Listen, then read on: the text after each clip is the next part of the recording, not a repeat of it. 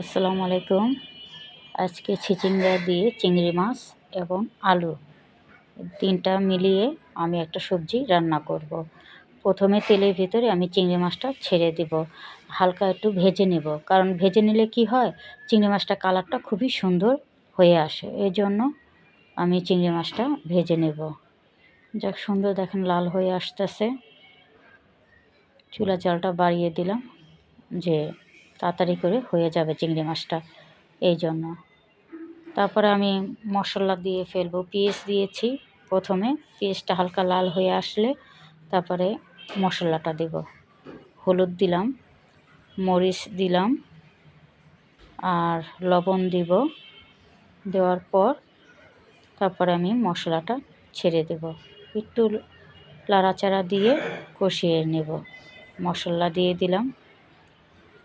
এখন কষানো হয়ে গেলে কাঁচামরিচটা আমি দিয়ে দেব, কারণ আমি মরিচ দিয়েছি, এর জন্য কাঁচামরিচ একটু কম দেব।